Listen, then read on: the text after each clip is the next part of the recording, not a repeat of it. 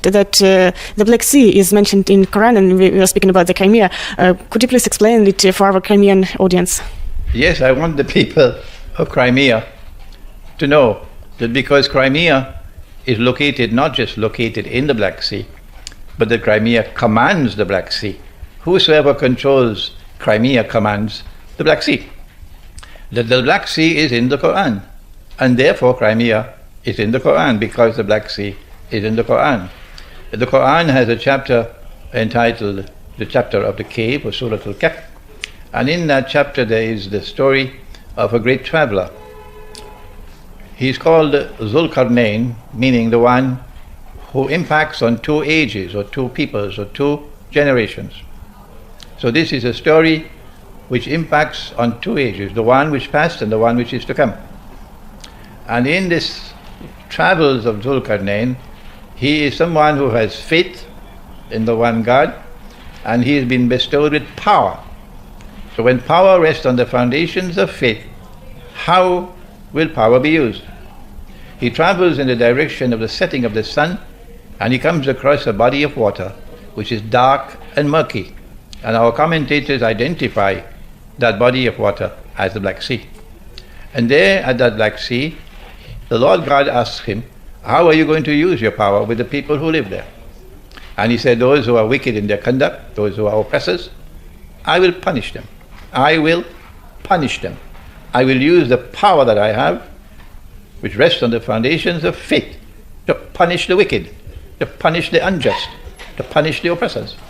And when they return to you, you will also punish them. And I will reward and treat nicely those who have faith and whose conduct is righteous.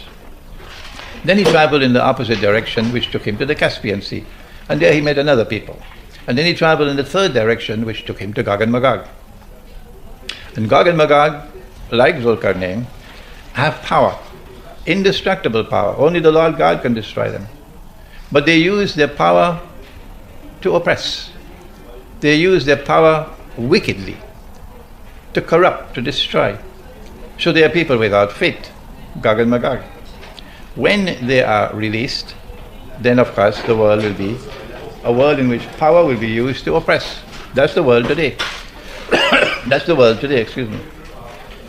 Zulkarnain built a barrier with blocks of iron and coated it with copper and prevented Gog and Magog from being able to come out.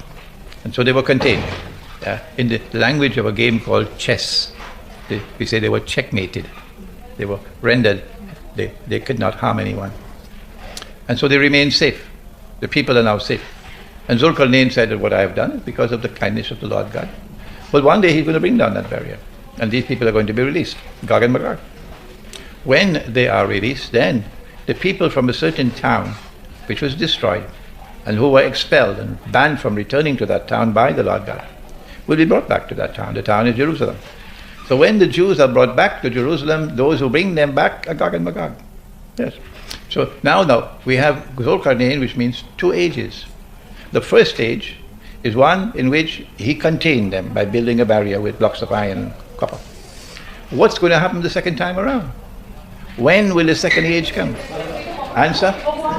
We have to look to train our eyes onto the Black Sea.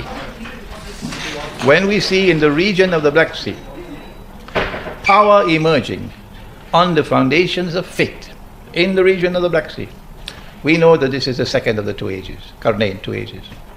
And power is now going to be used in the region of the Black Sea to punish the oppressor, to punish those who are unjust in conduct, those who are wicked. It is as plain as daylight that power has now returned in the region of the Black Sea, which rests on the foundations of faith. You know that your opinion about the Islamic world, about Russia, about the West, can be not welcome in the West, of course, and in some maybe Islamic countries. What do you think about that? The prophets of the one God have set an example for us, that the truth must be proclaimed without regard for consequences. We have to follow in the footsteps of the prophets of the one God. And what I do is I proclaim the truth without regard for consequences. And I